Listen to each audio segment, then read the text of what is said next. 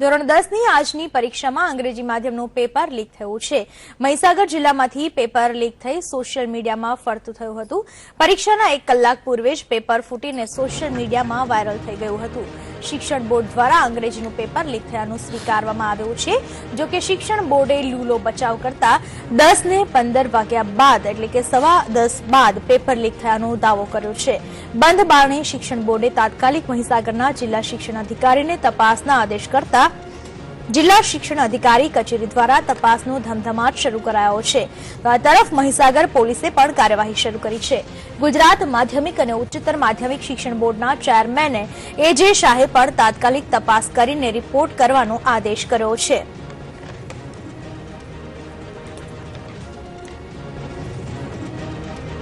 આપ દ્રશ્યમાં જોઈ શકો છો, સંદેશ ન્યૂઝ દ્વારા અંગ્રેજીનું પેપર પૂર્ણ થયા બાદ પેપરની ચકાસણી કરવામાં આવી, જેમાં સ્પષ્ટ રીતે જોઈ શકાય છે કે સોશિયલ મીડિયામાં વાયરલ થયેલું અને પૂછાયેલું પેપર એક સરખું નીકળ્યું હતું।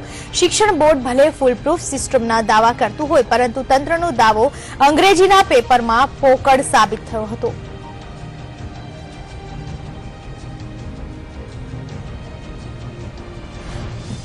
અને 12ની બોર્ડની પરીક્ષાઓ ચાલી રહી છે ત્યારે શુક્રવારે અંગ્રેજીનું પેપર તેના નિયત સમય કરતા પહેલા સોશિયલ મીડિયામાં ફરતું થયું હતું।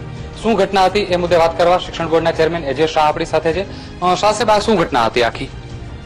આ ઘટનામાં મને 11 વાગે સમાચાર મળ્યા બોર્ડના વાઇસ ચેરમેન તરફથી કે આવી એક બાબત એમના ધ્યાન ઉપર 10:20 આવી છે અને એ સંદર્ભમાં જે આજે પરીક્ષા હતી એ ધોરણ 10ના વિદ્યાર્થીઓ માટેની હતી। 11 લાખ જેટલા વિદ્યાર્થીઓ ધોરણ 10નું જે પેપર છે અંગ્રેજીનું એ આપી રહ્યા છે અને જે પરીક્ષા અમારી શરૂ થવાનો સમય સવારના 10 વાગ્યાનો હતો। વિદ્યાર્થીઓ જે છે એ સવારે 9:30 થી 9:45 વચ્ચે ત્યાં પરીક્ષા કેન્દ્ર ઉપર આવીને એમના પોતાના વર્ગખંડમાં બેસી જતા હોય છે અને ત્યાર પછીથી 10 વાગે એ લોકોની પાસે પેપર આપી દેવામાં આવે છે।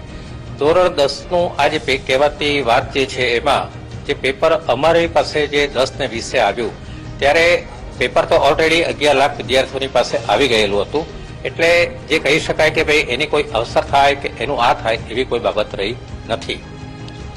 નિયત સમય કરતા પહેલા સાહેબ ફરી રહ્યું હતું સોશિયલ મીડિયામાં, તો આને અમારા ધ્યાન ઉપર આવ્યું નથી અને કોઈ કહી શકાય કે હું આજે આણંદ જિલ્લામાં હતો અને બીજા કોઈ પણ જિલ્લામાંથી કોઈ પણ ફરિયાદ કે કોઈ પણ રજૂઆત પણ મળી નથી। એક ફક્ત આ મહીસાગર જિલ્લા પૂરતી વાત હતી, તો મહીસાગર જિલ્લાના ડીઈઓને અમે સૂચના આપી છે, પોલીસ ફરિયાદ નોંધાવી દેશે અને એમાંથી કોણ આના માટે જવાબદાર છે એ વ્યક્તિ ધ્યાન ઉપર આવશે, એની સામે પગલાં લેવામાં આવશે। સાહેબ, વિદ્યાર્થી આખું વર્ષ મહેનત કરતો હોય છે ત્યારે આ ખોટા વિદ્યાર્થીઓના હાથમાં પેપર આવે અને લાભ લઈ જાય અને સાચો વિદ્યાર્થી દંડાય ત્યારે બોર્ડનું શું અભિગમ રહેશે? અમે તો સાચા વિદ્યાર્થીઓની તરફેણમાં જ છીએ અને સાચા વિદ્યાર્થીઓને અન્યાય ન થાય એ માટે રાજ્ય સરકારની જે સતત જે કહી શકાય રાજકીય ઈચ્છા શક્તિના સંદર્ભમાં આખી આ કામગીરી થઈ રહી છે। સીસીટીવી કેમેરાની વ્યવસ્થાઓ અને છેક સુધી ફૂલપ્રૂફ વ્યવસ્થા ગોઠવવામાં આવી છે। માનનીય મંત્રીશ્રીએ 15મી તારીખે બાબતે બહુ સ્પષ્ટતાપૂર્વક કહ્યું હતું કે અમારી ફૂલપ્રૂફ વ્યવસ્થા છે અને ફૂલપ્રૂફ વ્યવસ્થાને આધારે ચાલી રહ્યા છે, પણ અમારું પેપર જે છે એ છેક બિલ્ડિંગમાં જાય અને બિલ્ડિંગમાં વર્ગખંડમાં ઓપન થાય એ પ્રમાણેની વ્યવસ્થા છે। અગાઉ શિક્ષણ મંત્રીએ પણ પેપર લીકના મામલે દાવો કરેલો કે અમારી વ્યવસ્થા બહુ જ સારી છે, છતાં આજે આ લીક થયું, ક્યાં ચૂક થયું લાગે છે આપને? એ ફૂલપ્રૂફ વ્યવસ્થા છે, એટલે કોઈ જગ્યાએ કોઈ સ્કૂલ બિલ્ડિંગમાં કોઈ વ્યક્તિએ પોતાના ગેરલાભ માટે કે અથવા તો અમારા પ્રયત્નો હોય એને કોઈ નિષ્ફળ બનાવવા માટે કામગીરી કરી હોય એવું લાગે છે। આગળ ઉપર આપણે શું પગલાં લેશું? અત્યારે જે છે અમે સતત પૂર્વ તૈયારીના પગલામાં તમામ સલામતી સાચવવી, તમામ સલામતી જાળવવી એવી સતત ડીઓ સાથેના સંપર્કમાં છીએ, અમે સતત સૂચનાઓ આપી રહ્યા છીએ એમને।